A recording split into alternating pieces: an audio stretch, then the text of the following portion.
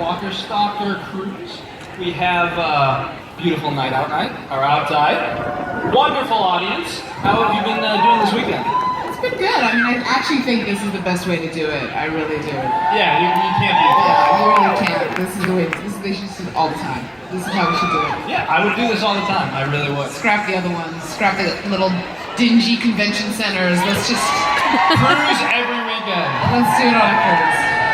So, Walking Dead Season 6 has been fantastic so far. Can't wait to see how it all goes down. But the biggest part of the first half has been, is Glenn alive? Is Glenn dead? This was a big deal for Stephen Yeun to keep secret, but you know, maybe everybody doesn't realize it was also a huge secret for the rest of the cast. And I know that you have a story about trying to hide this when you went to the salon. So, I wasn't trying to hide it. I wasn't going to say it, and you know, that's just how we're wired. You know, they kind of put a chip in us when we're hired, and we know exactly what not to say. No, I'm kidding. But you know, it was just a moment where the guy who owns the salon right near where we all live in Atlanta, was trying to get it out of me, and he was kind of like, I've noticed Steven doesn't walk around very much anymore. Like, where is he? I just had lunch with him like literally 5 minutes earlier. So I'm going, I don't know why you can't see him, because he was just right there. But you know, I was like, and he was like, so either answer, it was gonna give something away. Either I say, well, he was just down the road, so that means he's still on the show. Or I say, yeah, he isn't around much, and then that's saying he's off the show. So I just kind of looked at him blankly and acted like I didn't understand English for about 10 seconds. That's something that the average person can't even fathom, just the amount of secrecy behind this show. Is it difficult for you going out? Is it difficult for you to not talk about it? Or is it, you know, are you able to kind of go about your day-to-day when you're in Atlanta? You know, I mean, it's not that difficult. I mean, there are times when you're very excited about something that's coming, or you're very, you know, you really need to like, you know, process what you just shot or what just happened, and it's very like, oh my God, and then you just like call someone who also is contracted to keep their mouth shut. You know what I mean? You just talk to a cast member or someone else who you know is a part of, you know, the intimate family that has to keep it quiet, and then you're okay. You know what I mean? But there are some times you do want to process the storyline that you can't share with friends or family. So let me just take a quick break to say that we are taking questions from the audience. We do have a six-man rep out there, so if you have any questions, please go over to him, form a line, and we'll have you ask your question. In the meantime, you know, I'm always curious about training, specifically, you know, for your character. Michonne is just such a badass. She really is. And, you know, how is your training? Is it any different? Maybe walk us through your training for season 6, some of that sort of training. It's basically, I do the same thing every year, which is I basically go to my guy in LA about a month before we go back to shoot. And I just get back in the groove, I get back into her body, I get back into what she needs me to be able to do, which is more than I usually do for myself. And, you know, it really is kind of drilling myself into trying new things and feeling out, you know, getting really agile again.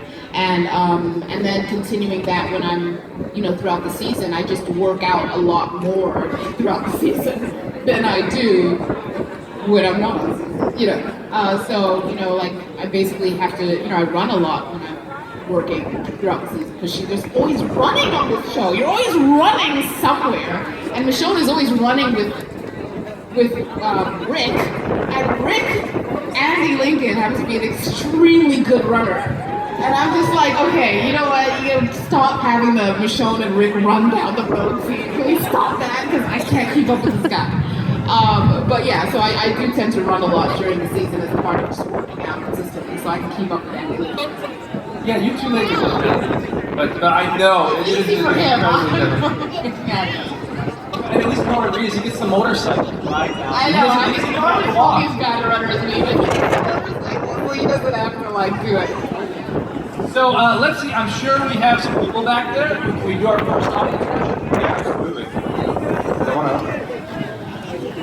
Hi, thank you for being here. I'm from Ohio. Hi, and obviously you like your hair short, and I was wondering how horrible in that hot weather is it for you to wear the wig? And do you ever plead with the writers to say, please let Michonne get her hair cut? No, I mean, I actually like putting her on and taking her off. You know what I mean? I actually, there was a conversation, Greg Nicotero can speak to it, when I first was hired, because they were trying to decide whether or not to let Michonne just have my hair, the TV show, or to have her have the hair from the comic book. And I remember I went to Greg's studio, his little shop of horrors, actually, and I tried on different wigs with him.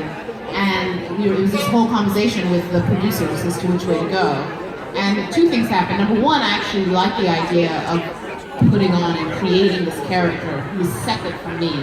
And number two, I heard that Mr. Kirkman kind of really wanted the wig.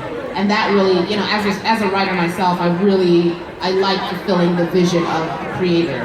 So I was like, let's do the wig. And I love the idea of, you know, she's not me, you know, and I put her on and she's there. But also, I have to give credit to the amazing hair. Our crew is astounding across the board, but our hair team is particularly amazing. And they made that wig it's a very expensive wig, and they take very good care of it. Like, it doesn't go anywhere with me. They're like, give it back, you know.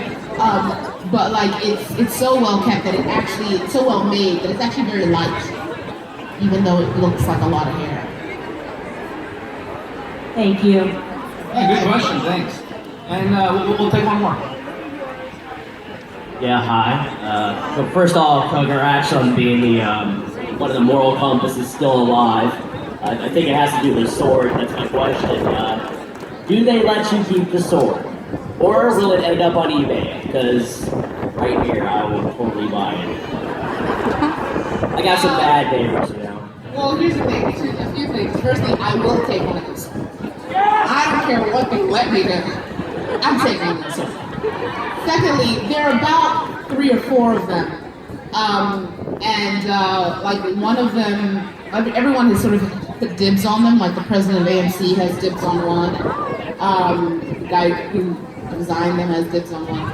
And the one that I use the most is, then there's one that's sharp, so I've only used it a few times, like that can actually truly, like they can all do damage, but there's one that's seriously sharp that I use only when I really, really have to cut them, which is not that good. You know, I'll take the duller one that I use all the time, but yeah, it's a very expensive weapon. I couldn't afford it on eBay. Thank you. You know, it's interesting what he said about you being, about you being the moral compass on the show, because, you know, he's right. Michonne, her character has really grown as other people have dropped. Her voice has gotten only stronger, especially when it comes to what to do in Alexandria. One of my favorite scenes, and you know, it was some of that back and forth that she has with Rick, which ends up with Michonne knocking him out. I was wondering if you can talk about not just maybe where her character is, you know, at that point, but also behind the scenes, filming that with Andrew Lincoln. Well, it was kind of a journey between the two of us, because when we got to, I mean, the conflict started, even though it was resolved, but not fully. It started when, in episode 511, I think it was, when we first met Aaron. And that's kind of where it started, because Michonne was like, let's check him out, let's scope it out, but let's not just reject him immediately. And Rick was like, let's reject this guy immediately. And so Michonne was the one who went and checked him out and made sure he wasn't lying, and then said, we're going. Like, we're gonna die out here, and we have to go to a new place. We have to trust someone. And so it sort of started there, and Rick had so much fear because they'd gone through so much trauma. And Michonne understood what that was, because when we first met Michonne, she was shrouded in fear. And it came out as cold and stoic and distant and silent, but that was fear. It was fear of opening up to people. It was fear of being vulnerable. And so she understood what Rick was going through, and, you know, she talks him through it, and they get to the front of Alexandria, and they hear the kids playing, and she touches his hand, and they go inside. You know, that conflict started there, really, in a sense, because he really didn't let go of his fear of this place being not right. and she was willing to give it a shot and to really make it work. So, I mean, we kind of constantly we were kind of like not on the same, our characters are not on the same page for a few episodes that finally led to the knockout scene in episode 15. And yeah, I mean, it was really hard. Like, I found it hard to have conflict with Rick, because it was just like, our characters have been so in sync. And I found it hard to punch him, honestly. And then this one time I really did punch him in one take. And then I felt really, really bad. And he's like, oh yeah, she just fell on me and cuddles. And I was like, are you okay? I'm sorry. But you know, it was kind of this thing where it felt like she really understood that what she understood to be right was right. And she knew that he wasn't thinking quite as clearly. He wasn't being his best self in her mind. So to punch him was actually to give him a timeout. He just needed a timeout. It wasn't about, I'm against you. It was just saying, I know that your best self would not behave like this. I'm giving you a timeout right now. And I love playing that. I love actually allowing her. I love how she's created that way. She has like a really calm strength. Like, she'll just do what needs to be done. She'll just do it. And if it involves something as uncomfortable as punching one of her best friends, she'll just do it. Yeah. That's a great way of putting it. Can we take another audience question? Hi there. Thanks again for making my favorite. Yeah. The one question, now it's time. The one question I have is we often hear the dirt or the quirky habits of some of your castmates. I know that Norman likes to lick people, and that Herschel Scott has a little more gas than people like. What is some of the dish on your character and some of the others? Oh, I don't actually know if anything tops those things. Honestly, those are the quirkiest things I can think of. I mean, really, we all we hang out, we make each other laugh a lot. Sometimes, you know, we find things funny that some of us don't find funny. So I know I was cracking up the other day, and they were like, "What is wrong with her? It wasn't that funny. It really wasn't that funny, Danai." You know. So I mean, we just have different ways of cracking up, and sometimes when I get really exasperated, I check an email I'm upset about or whatever. I go into my Zimbabwean accent, and that just Steven and Saniqua just find that they just die laugh. They cannot get enough of that. But it just happens. It just comes out of me. You know, my roots are from Zimbabwe. It just happens. Can you share that accent? No. No, she said no. Sorry, guys. I'm not a people pleaser. Or a crowd pleaser. But it really only comes out. It has to be an authentic moment. I'm sorry. My wife is like that. She has, who's over there, she has a southern accent, but it's mostly New York at this point. The southern accent barely comes out. It's rare. So, you know, I want to talk a little bit more about behind-the-scenes stories because, you know, Norman Reedus is known for pulling pranks on people. He does it all the time to Andrew Lincoln. Have you remained prank-free, or has he gone to you, or he knows not to mess with you? Didn't everyone see him sucker smooch me? That was a prank in my brain. That is a prank. And I'm still trying to get him back for that. I just can't figure out what. And I was telling everyone, I was like, how do I make Norman Reedus uncomfortable? And they were like, there's just nothing. Like, I sat there with Andy and we were like, there's nothing. There's just nothing. So I'm still trying to figure out how to get him back. But no, of course, I love watching him and Andy go at it. That's really, really funny. Like, I think he put something in Andy's trailer at the end of the season. Yeah, those chickens. And then I was like, Andy, come on, you gotta have a comeback. And I think he did, but I didn't get to see what it was. So they're hilarious. We'll take another audience question. Thank you. Hi, my name is Annie. We are so glad you're here with us to talk. Thank you. My question is, since your character is a mother, I was wondering how that affected your intensity with Carl since he lost Lori, and then just wondering what your favorite scene has been with Carl in that regard, if at all. Yeah, it definitely does. I think just seeing this young man who has made it this far in the apocalypse, I think was immediately deeply touching to her, and he was the first person outside of Andrea, he was the first person she truly befriended, because she instantly had a heart for this kid. So, in episode 12 in season 3, the Clear episode, that was the first real heart connection she made. And he's the one who actually embraced her as a member of their group, said to his dad, I think she's one of us. Alexandria. So, it always has been a really beautiful connection. And I love working with Chandler. Like, there is truly a connection and an ease that I find every time I, do a scene with him, which is really, really great. It's a special kind of a gift that you get not all the time as an actor. So I really, really love that. And I think it is very much about the fact that he's such a survivor. He's a child soldier. She imagines what her son could have been if he hadn't, been neglected in that one moment. So there's always that sort of connection and the idea that he is somewhat her top priority in terms of remaining, keeping her safe. But my favorite scenes I think would be, I can't, I can't talk about it. But I think the ones that you've seen, definitely.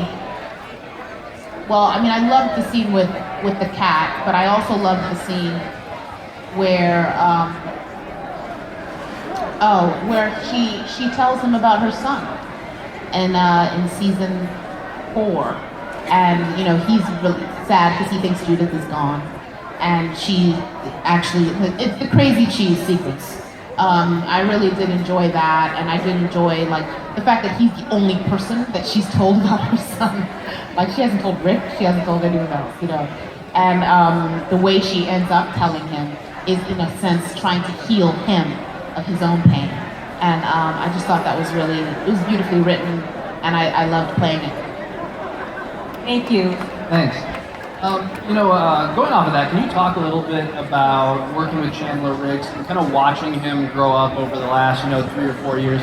I think, obviously, growing up age-wise, but also tremendously, I think, as an actor. We've seen him from being able to be in parts of episodes, to be able to carry his entire episodes and storyline to it. And how's that process been with you guys working together as actors? I love working with Chandler. I think he has a beautiful, simple truth to him. And I find it very easy to connect to him and to live in the moment and to go wherever we need to go as characters. And I find him really extraordinary. I always say he's the most mature man on set. And he really is. But he's just, I always say to his mom, what the heck? How did he come to be? She's like, he was born like this, trust me, he's more mature than his dad. And he just has this ease to him and this he's very kind and he's very considerate and he's very polite and he's very smart and he's very sweet. He's a great kid. And watching him grow has been amazing. I think it was really between season 3 and season 4, he really leapt, and suddenly his voice was deep and Andy's deeper than mine. But it's been amazing, to watch him grow. I said to Denise, our producer this last season, I said to her, you guys really lucked out. Because, you can get those sort of kids that are crazy and you're but you can't, what can you do? They're now the character and you have to monitor them and follow them around. Make sure they don't go and do something crazy and stupid. And then they have Chandler, who's just the opposite of that. And this really smart, sweet, sensible, kind, mature kid. So I love working with him. And he's really willing to do whatever needs to be done to get the scene right. So it's really a pleasure to work with. We'll take another audience question. I just want to say thank you so much for taking time to come and do this. My best friend, she had a breakdown at work when she got the email saying that you were going to be on the cruise.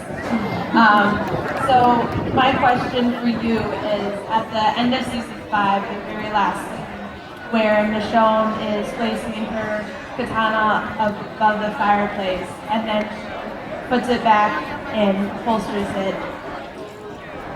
what does Michonne want out of Alexandria? Because you have a family that you've lost, and you seem to be torn between two different sides of, do we fight and kill, or do we try to make Alexandria our new reality and ignore what's outside the walls?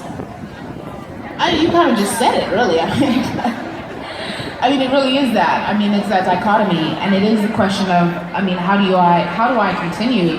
I can't continue the way I was, you know, I can't like believe that we can function without our weapons. Like, I can't believe I can put it up on the wall and move on and be somebody else.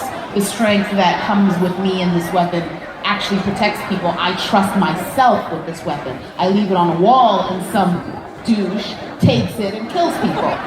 You know, so how in the world do I allow that to ever happen again? Obviously, I have to embrace the power that I possess to protect those I love. And that involves accepting that the world I'm in has to be one that is one where I must fight. And I can't put that side of me away. And it's actually an asset, because I know I'll use it in the right way.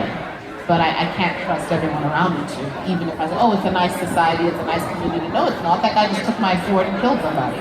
So it's really about accepting that I can't put aside the outside.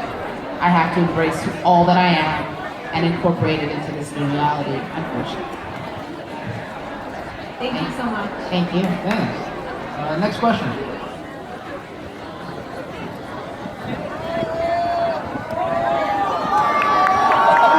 Hi, Carl. Hi there, handsome. Personally, what would be your weapon of choice if it was not a katana? I can't think beyond the katana. I don't know why anyone else has anything else. Maybe a gun, range, anything? No. Michonne hates shooting guns. I mean, she really does. She'll do it if she has to, but it's just not her thing. Like, when was it? Season 3, episode 10, when the governor came into the prison with the bread truck, and you know, Michonne had to go and help Herschel, and she was trying to shoot and it was not working, and then it was like, forget it, and she took her sword and ran through the field and took down the zombies, the walkers, and got to Herschel. So I mean, I think she really would just take her sword any day of the week over. Sometimes I'm like, okay, you know, there are all these guns around you and you're pulling your sword out early, but I mean, that's just how she's wired. Oh, also, do you have my comics? Yes, I'll get them to you, I promise. Thank you. Thank you. You know, one of my favorite season 3 episodes is Clear with you, Lenny King. Just a lot of chemistry, a lot of character development. Fantastic episode. So happy to see Morgan back, especially with Michonne. I'm sure we'll get some more of that. But I wanted to know what's it like having him back on set, being able to kind of play your characters off each other.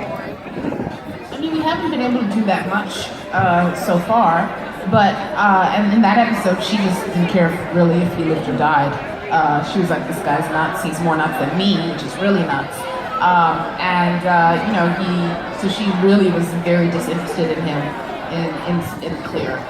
But I was thrilled to be on set with him and to watch him work, and I just watched him in the pilot. I was like, to me, he brought the heart of the intensity of what this show is about. That it's not like a zombie show; it's actually a show about the human condition. And I really loved how Morgan brought that in the pilot. I was like, wow, this man is amazing. Like when you saw his struggle with his wife, and so and how he educated Rick into this is what the world is now. So I just love Lenny James. But we'll see. I mean, there is a very interesting kind of energy there in terms of his and I mean in terms of also his philosophies versus hers, and she understands that. She wanted to go to that place where you just put your weapons away and but she gets it, but it just doesn't work in her mind. It just doesn't. The world is just too dangerous, and you will lose people if you try to as she's seen happen to Deanna's husband, if you decide to actually weaken your position, which in her mind that's what that is.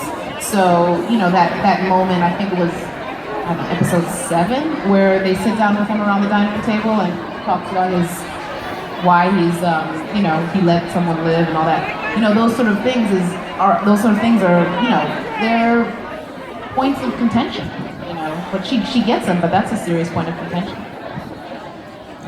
We'll take another audience question.